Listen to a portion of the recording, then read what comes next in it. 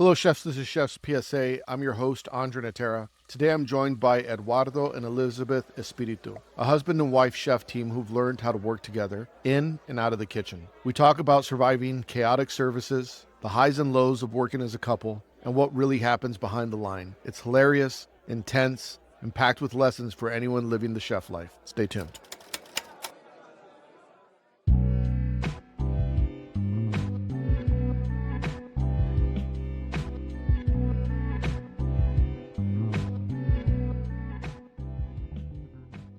Chefs, your road to excellence starts with what you wear. For over 90 years, Brigard has defined luxury, European design and innovation in chef apparel, serving those who pursue perfection daily. Brigard USA brings modern designs along timeless classics, featuring the legendary Grand Chef to the contemporary Etheria and the Greg Chef jackets. And in the kitchen, nothing beats the original must-have apron, the French Bleu Travail. Iconic for decades as the workhorse of the classic French Brigade kitchens, with a legacy reinvigorated by the hit FX series, The Bear. Brigard's designs offer the finest materials, cutting-edge aesthetics, and a global perspective, backed by Brigard's world-famous concierge service that makes outfitting seamless. From one chef to the entire hospitality staff. Chef's PSA listeners, save 20% on your first order at brigardus.com. That's BRAGARDUS.com. Elevate your kit with Brigard, where tradition meets innovation on the road to excellence. Use the promo code CHEFSPSA20. Chefs, good to see you. Good to see you. Good to see How you. was dinner last night, by the way? Dinner was fabulous. So for people that don't know, where did you go? It's an Oreo Gray. Arlo Gray? Yeah, with Kristen Creeks. Kristen Kish's new place? Yeah. Yeah. How was it? Man, it was crazy. They roll out the red carpet for you? Yes, yeah, they did. Bananas. Like, they had this. You posted something like bananas.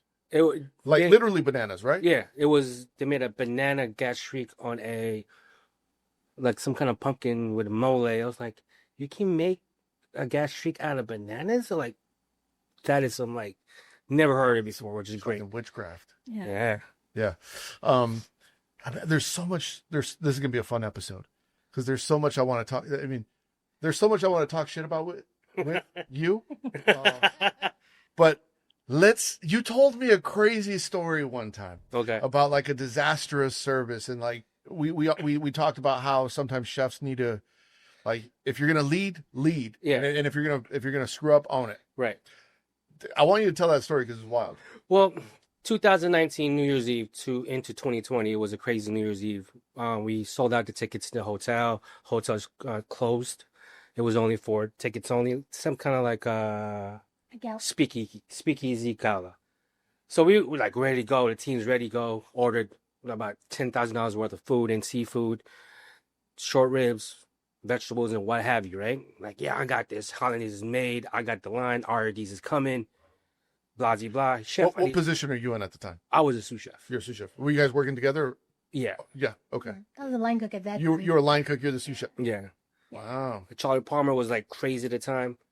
So around 7:30, yo, chef, I only have 4 short ribs and 4 vegetables. What are you talking about? We got to make this last until 9 o'clock. Okay, I'm running around. My head's oh man, I gotta get this thing. I got two frozen tenderloins. I'm cutting it to pieces. What am I doing? You trying to make the tenderloins look like short ribs? Exactly. We had this freaking steamer. Then we had the auto sham, Halo. Put that in the steamer, still frozen. Fuck it, just put it in the freaking fryer. Then I got the au jus in the back. Put some cornstarch in there, made thicken it up. Put that thing in there. Good vegetables, shrub chopped, steam. And just and then RDs are coming. I'm this is the dumbest thing ever. I need another person here next year. But we made it happen. You know what I'm saying? It's one of those things that people pay $200 for. And then on top of all that, we had a rooftop restaurant. They were calling, yo, we don't have any more seafood. What do you mean? I ordered 2,000 pieces of freaking oysters. Yeah, chef. You ordered them pre-shucked? No, we shucked them. We had, God, man, I love my team upstairs. She was working up there. You ever seen a commercial, that cartoon, Looney Tunes back in the day? The oysters, we gave them a tray, and then people were just coming up getting the oysters. I saw it happen. Yeah, it was just boom, boom, boom. Yeah. And then by the time they get to the ice sculpture, it's all gone. And they were shucking oysters and then by the time 2 o'clock hits, their hands were shaking. We had to shuck oysters to order. We can't keep up. It was, I think that was the premise. That was the the last New Year's Eve until COVID happened 3 months later. But Oyster shucking parties, man. oh man, it was fun because it pulls all your ideas and your techniques as a chef. The four basic thing: heat, saute, fryer. And problem mitigation. Yeah. That's what a lot of people don't know about chefs is like the problem comes in and it's like you got to solve it quick. Exactly. How quick are you on your feet? Yeah. Like we're out of state. Where are you gonna pull some out of your ass? You got to figure it out. But the problem was New Year's Eve on that day was on a Saturday. Yeah. So we had to think, how are we going to do service next week? I mean, tomorrow morning we had a brunch and service. Thank God we only had 20 covers. I want to ask you this. I've been thinking. I'm writing a book right now. I'm writing 2 books right now. I'm writing. I did this podcast, The 48 Laws of Power for Chefs. I'm writing the companion to that. That's the one I want, right? I'm halfway done. I should honestly. It'll be. I promise you, it'll probably be out before this episode's out. Okay. And then I'm writing another book that's a little bit more serious, but there's a lot of thought in this other book. But I was driving into work and I was like, I want to write a children's book about why mommy and daddy hate brunch. I was like, I should write this kids book, like that way all these chefs can just give it to your kids. Like, I'm not leaving you on Sunday because I don't love you. Yeah. Mommy and daddy hate brunch. Yeah. That would be a great one. Yeah. What's the worst service you've ever seen? Oh, worst service I've ever seen. There's a couple. So one that sticks out a lot in my mind is A little closer. is when there was like a blackout in the city of Napa, and our hotel was the only one that had like power because we were on the generator for the police department and the fire department. For people who don't know, you were an exec chef at a hotel in Napa. I was. Yeah. For 7 years. Yeah. And I was upstairs on the rooftop, and everybody comes to the hotel trying to charge their iPhones, their computers, workstations, and then just everybody's hungry for lunch, and we just got murdered. And upstairs we had more of like bar food, so like chicken wings and burgers and sliders and sandwiches and oysters. And unfortunately, I was probably the only cook there, and as he was downstairs getting ready for dinner service, I was just slaying away 300 covers. But By yourself? by myself. And then finally I was like, I can't do this anymore. Like I needed like a restroom break or Is something. this like where the tickets are to the floor? The servers are like panicked. Yeah, pretty much it was. And he sent some relief for me, and we just, banged it out, and, we got it done. And I was like, can we please hold the door? Like, can you hold the door? Right. Or like, give me like at least a 10-minute, like If you don't, you might not have a cook here in a minute. Yeah, and at those moments we would put like a wait time, or they would put the ticket stanchions up, so there was like lines to get in because the max capacity was only a certain amount of people. But it's wild. Like I always think sometimes during those services, it's like I don't know how we did it, but we did it. What's the wildest story you've had? So, on Threads, so like not Instagram but Threads. Yeah. So Cambro, they have kind of a funny account. I don't know if you follow Cambro. Yeah, I do. Yeah, they got a funny account. So they posted the other day, what's the worst thing that you've ever experienced during service? Right. And I was like, I got a crazy, because everyone's like, oh, we ran out of this or we ran out. I was like, I got a crazy story. And I typed it up. But the funny thing is I think my story was so crazy, Instagram hid it. All So I don't think anyone saw the story that I typed up. I was like, fuck it. I'm just, with my 2 fingers, just let's go at it. But this is a crazy story where, we have these VIPs. This is what our chef, I won't say where because I don't want to get anyone in trouble. But we had these VIPs in what they call a fam trip. For people that have worked as a chef in a hotel, they might know what I'm talking about. Fam trip is a familiarization trip where they're bringing their high profile clients and they're going to wine and dine them. Mm-hmm. This is an important one. It's a reception. We got the stations. We got the beef Wellington. We got the chef there with that tall hat. Real proper, the carving set. We got over here, we got the salmon Kubiak. We got the cheese and wine station. Right. The little, the meze station, the charcuterie and all that, right? And it's like PX or, VIP. And 15 minutes before, the general manager of the hotel is walking around, making sure everything's good. You good? You good? Everyone's good. Everything looks button up. Your name tag's a little askew. Like everything has to just be perfect. Good. It just has to look great. And there's something wrong with the lighting. And so they say, hey, to the engineer, the maintenance guy, and he's an older gentleman, and they say, "Hey, go fix that." And so he jumps over the, over the banister to go fix whatever needed to be fixed. Little did he know that it was a false ceiling. And so as he stepped on it, we just hear boom, boom. And I'm like, what the hell was that noise? Everyone's like trying to figure out what that was. And one of the other chefs runs over and says, I don't remember what the guy's name, Jim for story's sake, Jim just fell through the roof. Right. And we're like, oh shit. So we go look, and I run downstairs, and below the reception room that we were at was the bar, the hotel bar, and the gentleman fell through and landed on the bar. Right. And I go down there, and there's blood everywhere. I'm thinking this guy is dead, and all these people start coming down, all the other cooks and servers, and I'm like, you don't want to see that. Right. Call 911. Like, I'm just like, leadership panic mode kicks in. I'm like, you don't want to see that. You can't unsee it. This might be a dead body. Like, the gentleman, like I said, was older. And so they call 911, this, that, and the other. The ambulance is coming downstairs. The GM of the hotel, I go up, and I was like, hey, this guy might be dead. He fell through the roof trying to fix the lighting. And he says, yeah, but these guys will be here in 15 minutes. They get everyone back up there. We gotta go. We gotta go.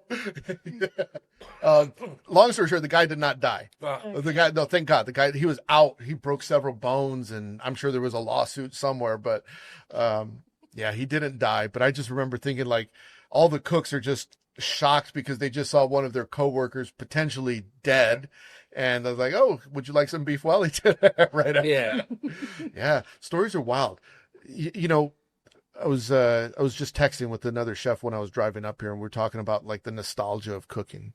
And in today's days, there's so much modern cooking, whether it's trying to reinvent your own style but I also feel like chefs are kind of missing out that didn't grow up with the classics. Like, you're robbing yourself of your culinary history when you neglect, the traditions. Right. What do you guys do? Like, how do you guys feel about the current generation of chefs, like the job interviews? If you had advice for them, like if you're preparing for an interview, if you're preparing to come into the kitchen, your workstation, your shoes, your knives, like and I'm going to ask you first, what are some of those things that you would advise to young cooks when they're coming in? I would advise them to be on time. Yep. Or early. I would advise them to have clean shoes on. That's one thing I always look at is the appearance, whether they're in slacks or jeans or a button up or polo, just to be professional. I remember one of my stages I had when I got hired on as You're the stage. I was the stage. Yeah. And I was staging for Murray Circle, which is in Sausalito, and it was a Michelin star restaurant. Mm-hmm. And my knives weren't sharp, and the garde cook at the end of the night was like, if you get this job, make sure your knives are sharp. And I was like, yes, chef, I got the job. Yeah. But again, my knives were sharp and have been sharp ever since. Yeah. But it's like those are the things that, like, if your knives aren't sharp, your herbs are going to be trash. Yeah. Like, but don't get on those chives, right? It's hard because it's so different after the pandemic, looking at resumes, because it looks good on paper, but how good are you in the kitchen? How good are you under stress, problem solving, your leadership, or even just teamwork in general? Do you put a lot of weight on resumes? Hey everyone, I'm going to interrupt this podcast very briefly for a special message from the James Beard Foundation and Chef Elizabeth Faulkner. Hi, it's Elizabeth Faulkner, and I'm a chef, cookbook author, former restaurateur, and I'm the chair of the James Beard Awards Committee. And I happen to be on a culinary cycling trip in Sardinia, so hence the background. And I just want to say I'm thrilled to announce the 2026 open call for entries is open for the James Beard Awards. The James Beard Foundation celebrates all ends of the culinary spectrum, and we are celebrating 40 years of the James Beard Foundation this next year. So open call for entries means if you're a chef or a som or a bar manager or a cookbook author, you can nominate yourself. Other people can nominate who they think deserves or who is worthy of a James Beard Award. I was a nominee in 2005, and you never know where the culinary world is going to take you, even far into places like Sardinia. So if you want more information, go to the James Beard website, jamesbeard.org/awards, and nominate somebody. Not as much as I should. I probably should do more background checks or like reference checks. Like, hey, how did you or you in our industry? There's you just make one phone call and be like, hey, do you know this name? And be like, yeah, I know that name. Do they show up on time? Do they call out? Does it? That's what people don't realize is like you put, and the worst thing is, and you see this all the time now, is like it'll say sous chef app, and then you're like, I know the chef there, and you call them up like, was so and so your sous chef? Like, no, they were a line cook. Yeah. They were a line cook, and I fired them. Yeah. And you're like, damn. Yeah. That too late, he's already hired. What a lot of young cooks don't understand, and it's a mindset thing, because when you're a young cook and you go to culinary school, you maybe know like 20 people in the industry. Okay, if every year you meet 20 to 30 people, imagine your chef that's been doing it for 10 years, he knows 300 people. Yeah. Right? So his network is much, or her network is much larger. So it's easy to pick up the phone and say, you know somebody? Like people lying on your resume is like, don't do that. Yeah, it's more credible too. Your tender, how long you've been there. If you see somebody that's been there for 3 months or less, it's like, why? Like, why were you only there for 3 months? So in the old days, we would say like, you didn't want to be in position less than 18 months or 2 years, right? So it would be like, we're going to invest in you for 6 months and then the next 6 months is, or the next year is your ROI paying us back, because your first 6 months, you didn't know what you were doing. But nowadays, people switch jobs much quicker. Mm-hmm. What do you guys think about that? I feel, it depends on the person in the position and the environment. If you go into a kitchen and you don't feel it, if you don't feel like it's your place to be, then I think you should be able to go and find somewhere where you can connect with the chef and the environment and the food.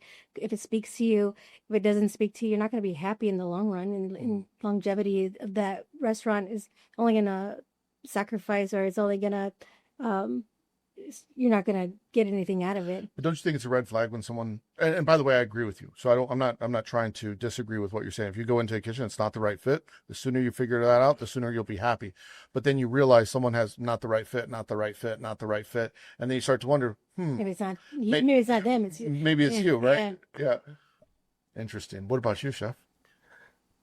Man, Your resume snob? no, not really. I'm the guy that really likes to see how you talk in interviews, how you dress. If you're gonna come in with Nikes and T-shirts and you just come up for work, okay, you just coming in for work. Just gotta dress for the job. At least look nice. Are you still a chef coat person? Like if you have a magic wand, do you want to wear a chef coat in the kitchen still, or you want to wear a T-shirt? I wear a T-shirt. You want to wear a T-shirt? Like they got new You T-shirts wanna wear a now. chef coat? I want to wear a chef coat. Yeah. But it's like 100 degrees, wear a T-shirt. But it depends on the service of the day. If you got to be outside touching tables, yeah, put in a chef coat. Yeah. But nowadays, freaking Chef Works has a T-shirt. Just PSA's got plenty of T-shirts, by the way. It's one of those things that you got to be more comfortable that it is, because we all work in those days that chef coats were heavy. They're in the back drawer, and it's like those plastic buttons. Yeah. Like everything is, it's changing now. Yeah, there's a page.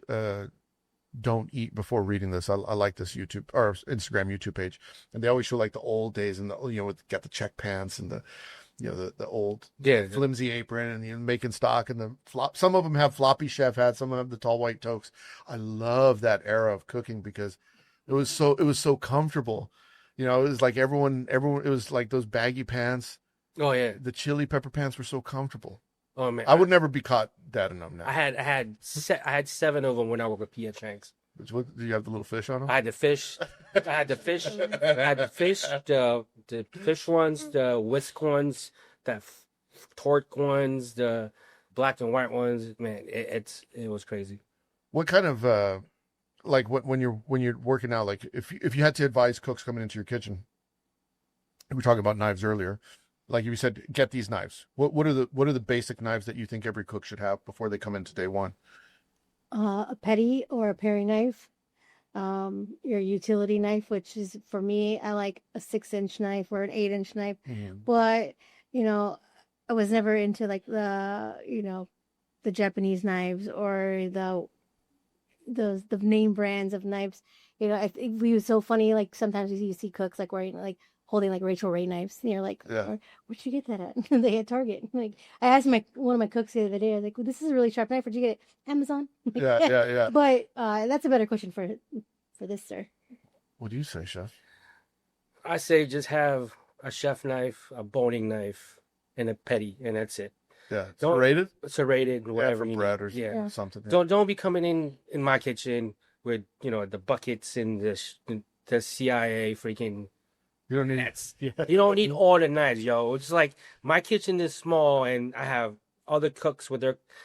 In San Francisco, my cooks would come in the plastic wrap with towels and have 3 knives, and they're like, You really only need 3. "That's it." You know what I mean? Like, That's it. It's like, and then all this cooking school grads coming in with their freaking knife bags, and where you gonna put that, yo? I'm like, we gotta get service. you know what the worst is when you culinary school students that are listening, please stop getting on public transportation in your uniform. Yeah, I hate seeing like bring a t-shirt, something. yeah. Yeah, you wearing like full apron, chef hat, Yeah. buttoned Ready up. to go. Ready to go. Yeah, ready to So go. excited, that passion in their eyes. Yeah. They're ready They're like, to yeah, and then you work in a train, that disease and all, especially in San Francisco when we went to school there.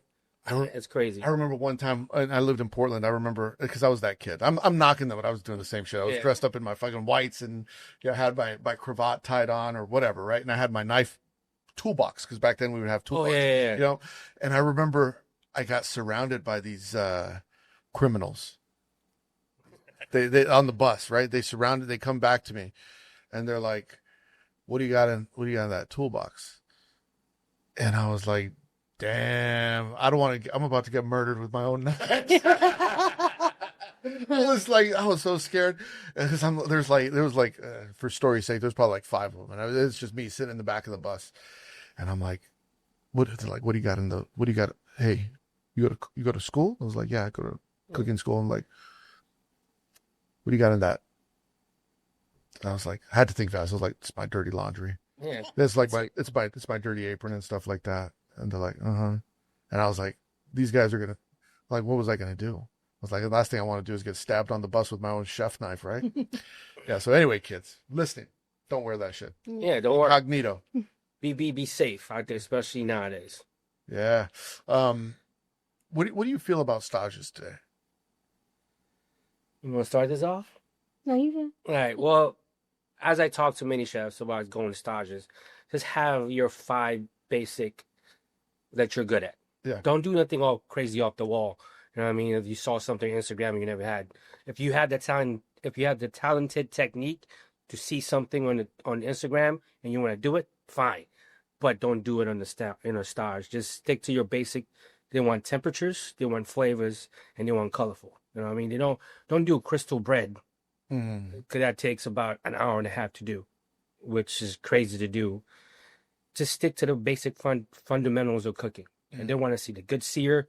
They want to see the good temperatures on it and the flavors that has to be and colorful. People, as you say back in the day, people eat with their eyes. Yes, but also people eat with their mouths. If that thing doesn't taste good, then, I'm sorry for you. What's the worst stage you've ever seen? Or cooking interview? Mm-hmm. You don't have to call the person out by name. There's not too many like bad ones that have ever come through our kitchens, but like a broken béarnaise sauce, you're like, what is this? Like, or just their techniques. I despise when people make béarnaise in a blender. In a blender. Why? Because I don't know how to. All right. I'm like, why? And I was taught how to do it over the boiler. Yeah. And this one over here in my ear, you gotta get the sound of the train with the eggs. Yeah. But I whatever. There's always more than one road to get to the end result, right? So if they have a faster and better technique that tastes and looks the same, then more power to them. It's like the grocery stores who I see sell like hollandaise and béarnaise in bags for their asparagus. You're just like, oh yeah, like what? Like, or a powder that all you have to do is add water to it. And it's like powder béarnaise or hollandaise. You're just like, this is wild. Bad stages. Or bad cooking interviews. Do you have like a standard cooking interview that you give people when you hire them? What I look for, I don't have a standard, but what I look for is organization, cleanliness, and if they're going to throw away or we call it orca, their scraps, like their compostables. What do you mean, Torca? That's like a brand or company that Oh, picks up your compostable foods instead of just throwing in the trash. But California is very green. Yeah, it is. That's where we're from. Yeah, So California's very green. very green. I got to ask you this. Someone told me this. I don't know if it's true, but I figured. So a friend of mine is a chef in San Francisco, and he called me up the other day, and he's like, "We have till I think 2030 to change to electric." Yep, Is that true? that's true. Berkeley, California started it 2 years ago. New restaurants that's going to open or new houses is going to be full electric, no more gas. Just start off in Berkeley, California. But all restaurants. No, all new restaurants. What about existing restaurants? They're still fine. Or they have to convert. So by 2030, let's just say you are. I'm trying to think. What's the San Francisco Marriott Moscone? That's like 1,000-room plus hotel that has 10 kitchens. They got to convert all their kitchens to electric. If they don't want to get fined, I don't know. But all mom and pops is great. I mean, if people in London can do the. Someone needs to jump in the comments and straighten us out. Yeah, because I need to know about this. Because my friend just told me this. I was like, you got to be kidding me. No, How expensive is that going to be? in Berkeley, they passed that like 5 years ago, and new restaurants are going to open or convert to electric, stovetop and those induction burners that we all ate. For people that are listening, don't take my word for it. Yeah, I'm confused, and I'm trying to get unconfused. So if someone knows, let me know. Yeah. You haven't heard that? No, I haven't heard of that. If that's crazy if it's true, because that's a massive. I mean, that might be the difference between a restaurant staying open or closing. Yeah. A small independent one, right? Yeah. Shit. California's wild, man. You guys got crazy labor laws too. Oh my God. Oh, crazy. Crazy labor laws. Like Double time. pay time and a half. You can, where I work at now, if they want to waive their first meal break, they can, which is wild to me. So for people that are listening that haven't worked in California, what are some of, and by the way, I get it. Like I'm all for the employee, but it's almost to the point of like, you can't run a business. Yeah. Like there's a balance. Like I want my people to make more money, but also need to keep the doors open. Where's the balance? But for people listening, so what are some of the unique labor laws that are in California? You must take a break before your fifth hour, or you'll get a meal break penalty. And if you do get a meal break penalty, and I can't say, hey, go take a break. They have to do it on their own. It's like, or I could schedule a meal break for them, and if they don't take it between that time, I can technically discipline them. But who wants to discipline somebody for that? And especially in the kitchen, you don't ever really know when the appropriate time is, unless we have it down in my kitchen where I work at, where they just one by one just go, and I'm glad that I don't have to babysit and hold their hand on that. But there's times where you're probably going to have to, because if they don't take a break before the fifth hour, they get a meal penalty in California, or the hotel or the restaurant or the business has to pay them time and a half.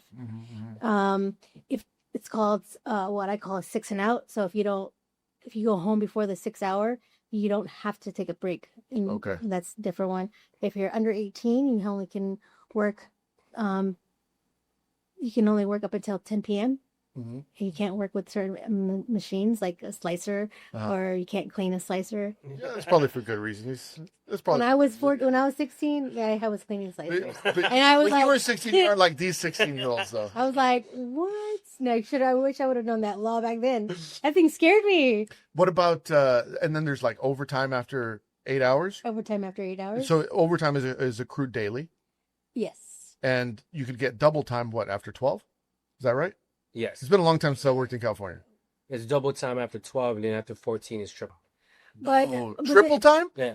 There's a paid holidays, so no matter what, if you are working or you're not working, you get the 8 hours on top of your hours. So say you work Christmas is on a Wednesday, you already get 8 hours for that shift automatically. Yeah. So if you come in for Christmas and you work another 8 hours, it's 16 hours. Yeah. So 8 of it is overtime.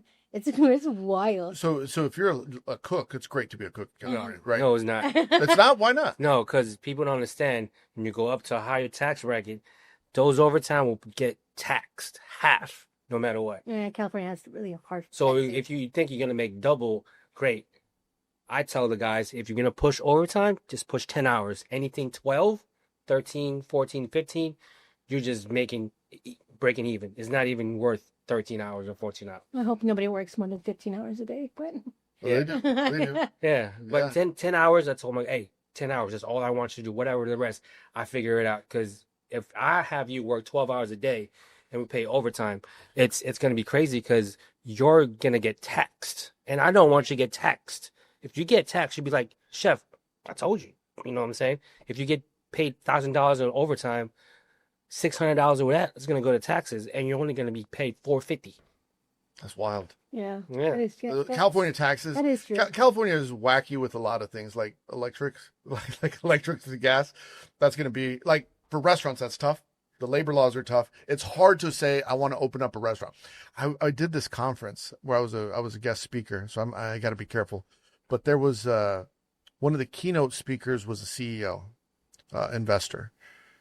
I got to be careful what story I share. But they were talking about opening up properties and businesses, and he's saying, I don't recommend to open up businesses in California anymore just because it's so difficult now. It's so expensive, Yeah. and they're taking their businesses. And by the way, this conference was in California. It was in California when I was speaking, but just because of how some of the laws it's a disadvantage to a business. Yeah. To try and make any profit. It's California's more towards the employee than the purveyor, is it? Yeah, and So, if you're an employee, great. great. But Yeah. for line cooks, it's greater. But for us, like, chef, can I take a mental health day today? I drank too much liquor yesterday. My mind's like can't work.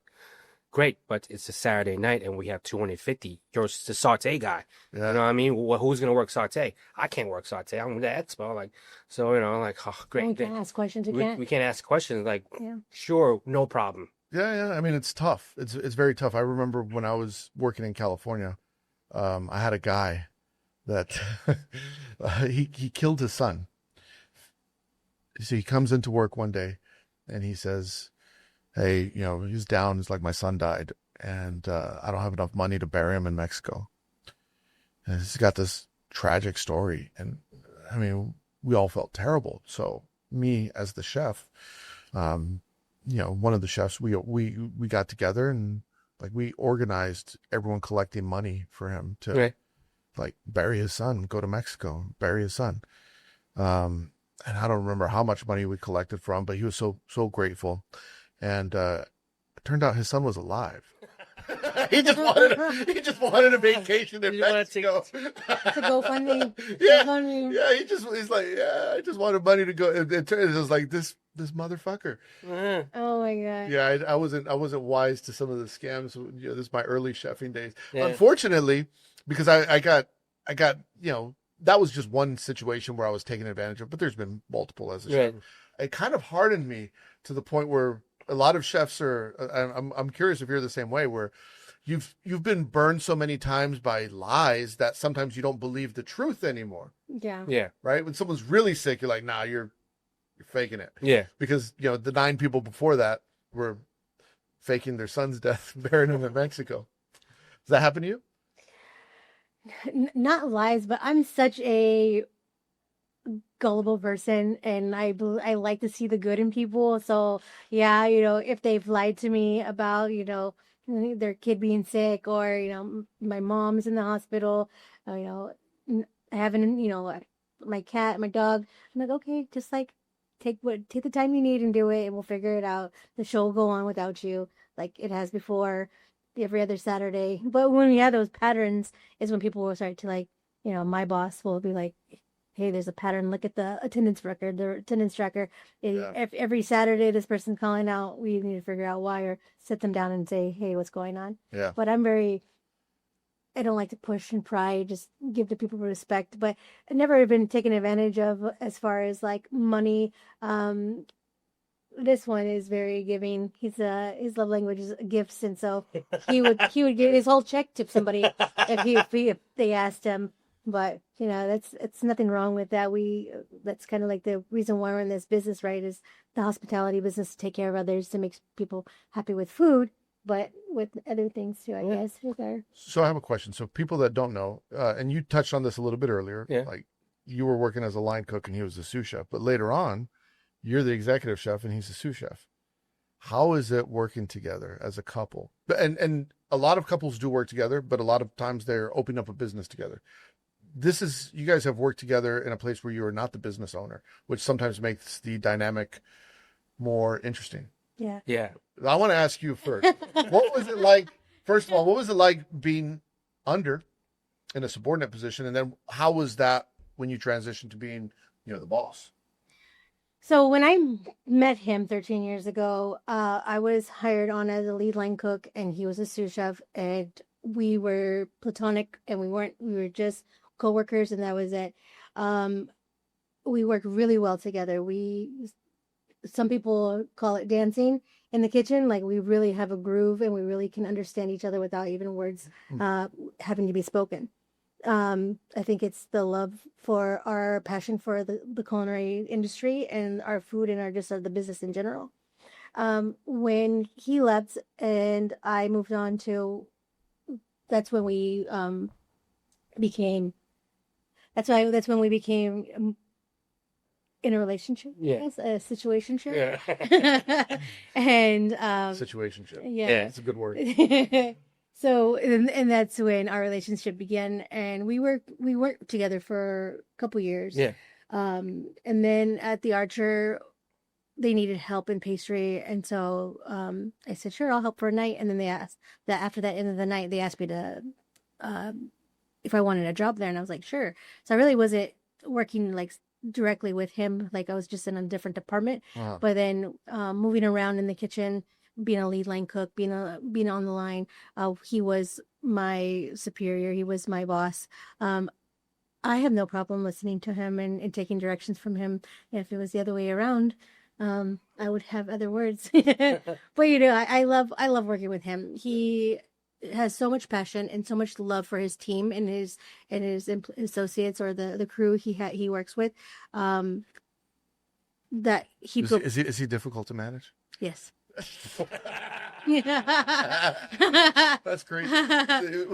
Does he push back? Which, by the way, don't do that. Oh no, no. We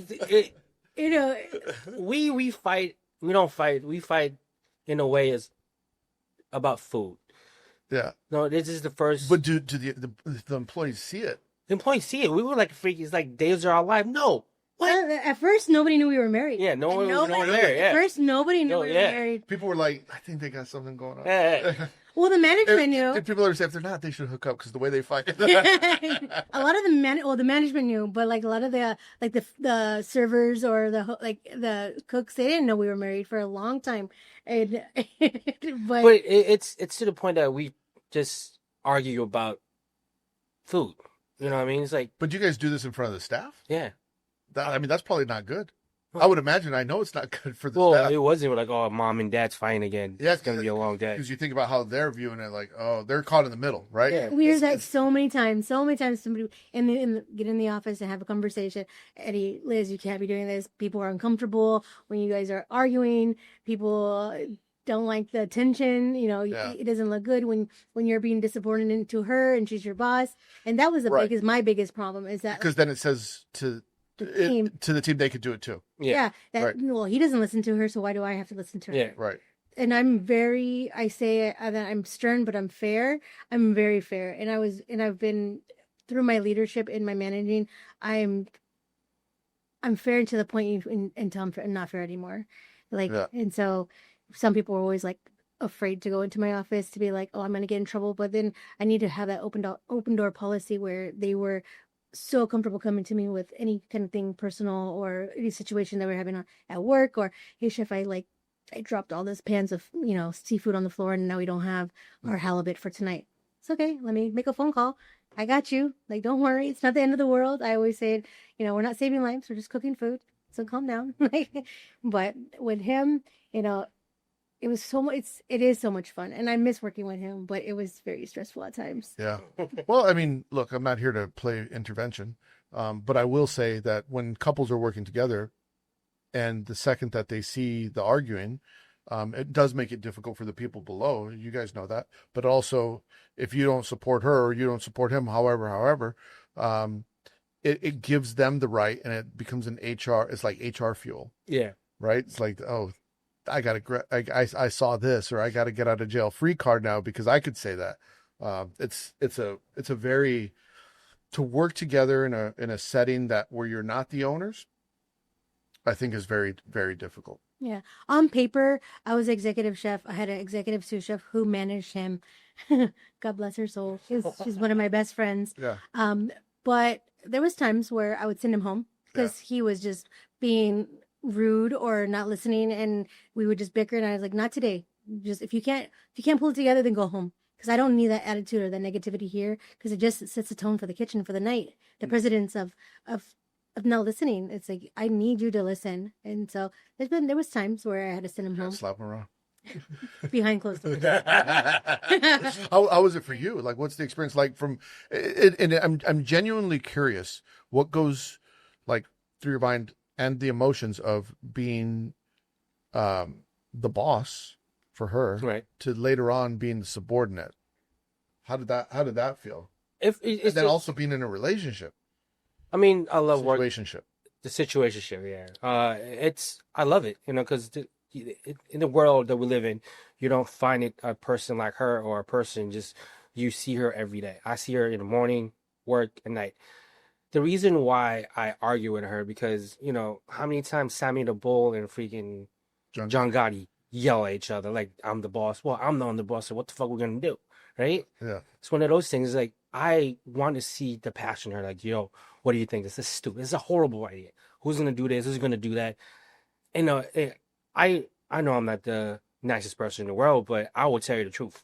If that hurts your feelings, I'm sorry, but this is the way I wanted to do. If this is not, I'm gonna fight for that itch. I'm gonna fight for that dish. I'm gonna fight for that Jew at 9:00. If I have to get sent home, fuck it. I want it right there. Eddie, go on, my peace. I'm out. I always want to be heard because in the kitchens I grew up in, it's hard to put your voice in the plate because there's so many guys in the kitchen, and that's the reason why I always fight for that one item in the dish.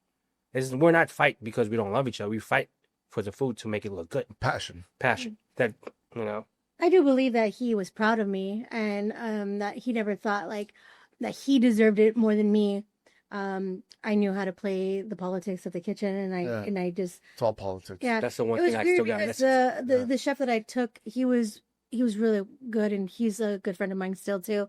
But I learned what not to do, and I just kind of like shadowed him, and if you can call a mentor, he mentored me, and I kind of did what he did. And then when he moved on, they could have hired another executive chef, but they said, "Hey, Liz, you've already been here for so long. You know the ins and outs of this property. You've already been doing it for the last 6 months. Do you want, are you interested in taking the position?" And I said, absolutely. It was a title move that I never had, and I think it gave me a chance to grow as a chef and as a woman in the kitchen. To show the other women in the kitchen that they could do it too. It's very powerful when a female is a leader. It's important, I think. Question: If you had to give advice to people that were, because you've been in two worlds, you've been in the very hotel world, and you've been in the restaurant independent world, and to survive in both of those is slightly different, especially when you're a new cook, and especially if you go from like independent restaurants to hotels or vice versa. The rules of engagement are a little bit different in both of those. If you had to give a new person going into hospitality, culinary specifically in a hotel, what are some of the things that you would advise them on that are probably key differences from independent restaurants? Can you repeat the question one more time? Yeah. How, if you were giving advice to a new person in a hotel that's in culinary, that had never worked in a hotel, had only worked in independent restaurants, but there's different survival skills that you need in a hotel than you do in an independent restaurant. What are some of those things that you would advise them on? That's a really good question because you are absolutely right. It's two different worlds. A hotel, they have to be ready to pivot at any minute. I feel like being in a hotel, you're a hotel chef. You're not a line cook or a gourmet cook or saute cook in an independent restaurant, where I feel like in a hotel it's all hands on deck no matter where you're at, like no matter where you're needed. So giving advice to somebody that is going to be coming from an independent restaurant to a hotel, they just have to be ready to run. They just have to be ready to say yes, chef, or be and go into it with an open mind of wanting to learn other departments, banquets, in-room dining, the 3-meal specialty, whatever the outlet is at the hotel. Mm-hmm. And I would advise people also, if I could add on to that, it's like there's all levels of food in a hotel, because you know what I'm talking about. Like you might be picking up hot wings while plating the foie gras. Yeah, Yeah, absolutely. You know what I mean? Like you're doing the fine dining because they're coming off the same line. And a lot of times you got to be able to switch minds to be like, okay, I'm doing hot wings and French fries. And then next thing, right next to me, I got to be plating up the fine dining dish. And then when we're done, we got to go help them cut fruit. Yeah. Right. And or do a 25 dinner plate up in the back prep tables. Right. Right. You got to be well versed in multiple skills and be able to switch on a dime. Yeah. Yeah, that's for sure. Yeah. What about chef? So what about the opposite? Someone that was coming from a hotel and going into an independent restaurant. Oh man. What would you tell them? Like, hey, this ain't a hotel. Here are the new rules of the game. We don't have HR, but truly here. Probably maybe the most important thing that they need to know. Yeah. Like there is no HR. You're looking at HR. Look, hey, there's only a gray area I can like look away, but yeah. It's hotels more structure and there's rules. I work in both worlds, and going from a hotel to independent is like our margins are small, our labor is small. I need you to be there 7 days a week, 6 hours, 16 hours a day if you need to. But it's crazy because no HR, no mental health day or whatever. If they do, that means they're making big money. Yeah. If you're a small mom and pop, hey, I pay you, $80,000 to help me run. You calling out sick on your freaking second day? Hell no! I need you to be here. I'm paying you good money. If not, give me your 24-hour notice, and I will work the line until I find someone. I'm gonna cuss you out plenty of times. You know what I'm saying? That's the independent restaurant. It's like it's just like you said. Anything between the handshake and the handshake, anything between those two, is just service. Yeah. You leave it on the line. That's it. But I do think, and we talked about this last night a little bit, like part of the book that I'm writing right now is that the chef of post 2020 and the chef pre 2020, it's a different chef. Yeah. Post 2020, I think you have to figure out new leadership skills, because some of the old leadership skills don't translate anymore because you're dealing with a different generation of people. Just like if you had a time machine and you went back 50 years, you might need some new leadership skills because it was, you're dealing with different times. Yeah. And I do think that there is an evolving style of management now that is different from what it was. And like I said, I think 2020 is like a perfect marker point. Like you could clearly see the way kitchens were run before that and the way kitchens are now being run after that. True that. Yeah. You think that? Yeah, absolutely. Pre-COVID. Oh man, you had a chef throw a hot saute pan in it. With oil. And I got to stand there and take it. I'm like, wow. Oh, this is a lawsuit. But you know what? I grew up in this generation. It's like, go ahead. Like, then I show up the following day. Well, I think that's what kind of like molded me into the leader that I am today, to lead with compassion, and it really taught me patience. Yep. It really has taught me not to scream, and not, I was that chef before on the past, where is my food, or when I say how long, right now is a time. I need a time. Yeah. How long on this? I used to say a quantifiable unit of time, how long it takes light to cross the width of the electron, is how specific I need you to be. Yeah. I sometimes today, like to this day, like I was telling him the other night, I was like, man, I want to get back there sometimes and just be like, get off a grill, I'll show you how it's done. Yeah. Like, mark your steaks. Like, come on, let's go. But it's like, right now, chef, is not a time. 3 minutes, 5 minutes, 10 minutes. Just tell me a time. Yeah. But almost, chef. working hard. But I have I hate that. I have my watch. I look at the time. I look at the tick. I used to work at Palomino when I was 16, and they had a ticket stamper. So every time you put the salad in the window, Yeah. it would stamp your ticket, and they would see like, okay, well, it took her 7 minutes, 5 minutes to make this salad. I wish that would come back. I would be like, So a lot of people are using the KDS systems. Yeah. That they, Aaron Bludorn told me about them, and I was like, I got to look into it. And then after that, once he said that on the show, a lot of chefs started messaging me and saying, "Oh, this is a game changer, the KDS systems." It is. I've never used one, but apparently it's like better than the timestamping. yeah, when I run the expo line, it's like after first course goes out, I have a habit of writing the time, like 33, circle it, so I know at 10:33 that first course walked. So how long from that to when the second course is fired, how long it's been or whatever. But that time, that I remember that ticket puncher that showed you the time. I will never forget that. Yeah. In California right now, are they doing? I just had this. We were talking about cannabis dinners. I'm just wondering, a lot of restaurants now, because I know last time I was in San Francisco, you go to like the little shop over here where they serve whatever. But is that becoming more popular, like in everyday restaurants? No. Not that I know, but there's a cannabis tasting menu in Oakland, California. Yeah. And it was printed in the newspaper, in the blog, but it hasn't like transformed to hit that hit yet. It hasn't taken off. I long time ago, like that was like something that I was interested into, like infused butters and things like that, like cooking with it, but it never took off. I mean, back in the day, I mean, you had I was joking on the podcast I do. It was like, we're going to have cocaine dinner soon. Yeah. But then he said, no one will eat. But it was wild because back in the days, like the amount of drug use that goes on in kitchens, and I don't think it's as bad now, but I could be wrong because I'm not in kitchens anymore.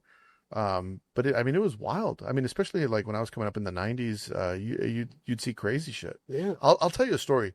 I was a cook, and I remember it was one of the chef's daughter's wedding, and we go and I knock on the door. They're like, "Come to the after party" or whatever, right? So I go and knock on the door, and they're like, "Shh, who is it?" And they're like, "Oh, it's Andre. He's cool. Let him in." So I go in, and it was like the chef, the exec the sous, and they're just like, there's lines of blow everywhere. Yeah. And I don't do that because I was athletic. I was, doing Muay Thai and all that back then. So I was like, I don't do that. But I remember looking around, and they're like, "You want something?" I was like, "No, I'm cool." And I just remember thinking, I got you bitches. Yeah. I'm never getting fired now. Yeah. But it was wild. It was that era of chefing was wild. Oh yeah, it was. It's crazy. It's crazy. Like going up there in the same generation, like 10 years later, man. Those days, if you seen waiting, because I experienced that with opening team, and there's one restaurant I work with. I'm not gonna name names, but they know who we're talking about. But we will go to a party, line cooks, servers, and there were so many drugs. I was sick. I was in my Hennessy days, so I'd bring up Fit the Henny because of that, cocaine. This is my first time taking crystal. I'm like showing up to work like, "Yo, let's go." I'm like, and it's just like, I gotta quit this job. Yeah. I can't do this every weekend. Yeah, and all joking aside, there's a lot of resources out there now for people that need help. Yeah. And Ben's Friends is really good. The 86 Club is also doing a lot of really positive things for chefs now. And I think I did a presentation the other day when I was talking about like 10 things chefs need to look for in the 2026 and beyond. Yeah. And one of the things that I had in my presentation, I should probably do this for the Chef's PSA, but I haven't done it. One of the things that I did in the speaking event, one of the things that I said at the speaking event was being healthy is the new soigner. Oh yeah.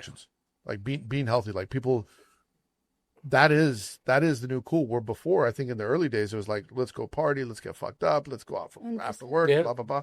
And now I think it's like, who's going to work out after work? Who's going to go run in the morning? Yeah. And it's shifted, which is so positive for the industry. 100%. 100%. When we start wrapping up the show, we get to some of the very important questions. So let's see if you guys agree or disagree on some certain things. We're talking salt in the kitchen. Okay. Is it Diamond Crystal? Is it Morton's Kosher? Diamonds. Diamond?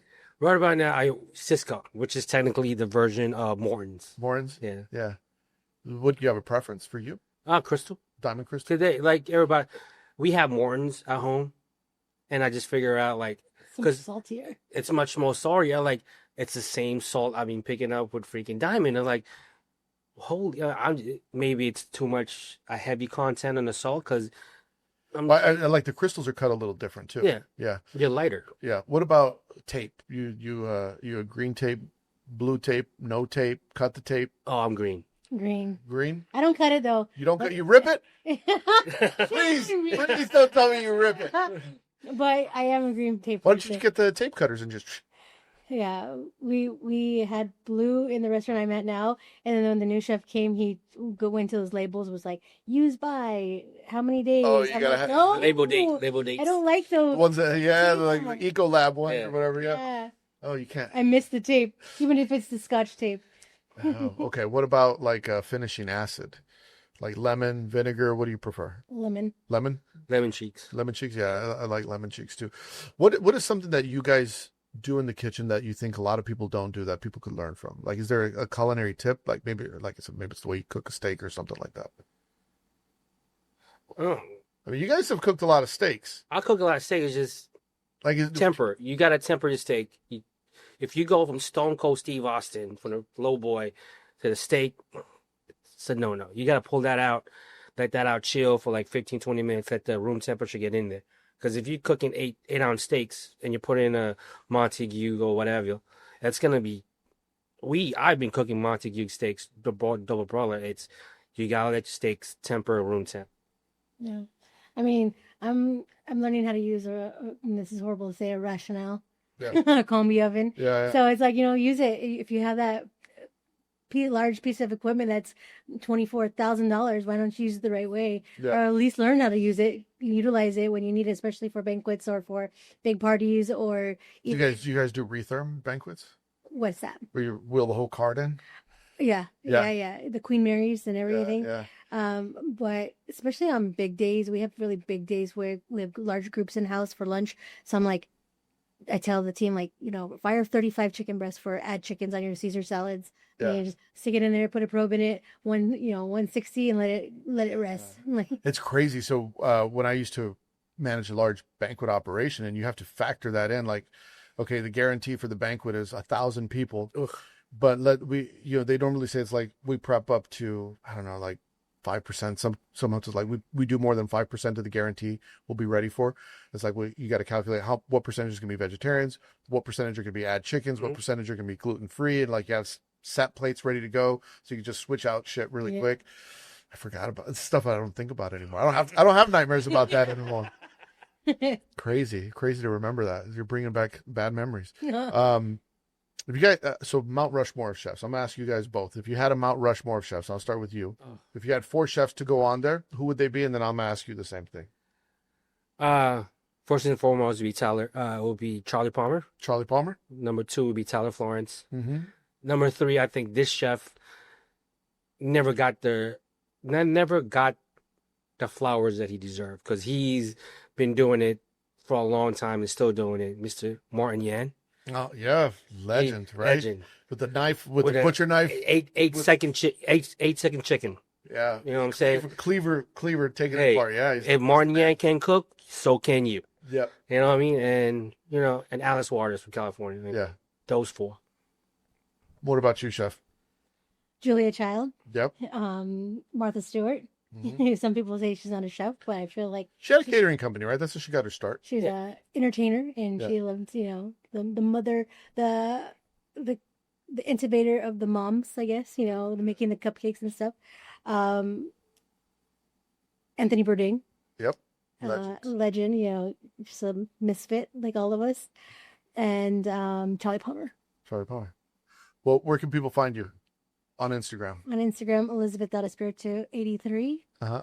Chef Ed Live 78 at Instagram. And for people, your Instagram is hilarious. Yeah. Yeah, It's comedy. It's comedy. It's pure comedy. Well, thank you all. This was fun. Thank you so much, Chef. Thank you, Chef. I hope you enjoyed the episode. If you want to support Chef's PSA, here are some things that you can do. You can go to chefspsa.com, where you get all the books that I've published, including some free ebooks. You could go to the shop.chefspsa.com, and get yourself some hoodies, some hats, some t-shirts, and support the show. If you want early access to episodes, you could become a premium subscriber on Spotify and Substack and get the episode before anyone else. Get Chef Phrase. And of course, if you're watching on YouTube, make sure you hit the like and subscribe button. If you're listening on Spotify or Apple or anywhere else, make sure you leave 5 stars. Nothing less than 5 stars. It's a 5-star podcast. We'll see you next week. Hit the porno music. No, it's André in the kitchen, mixing, dropping chef knowledge, no fiction, stirring up the beats, heating up the session. Listen close, class is in session.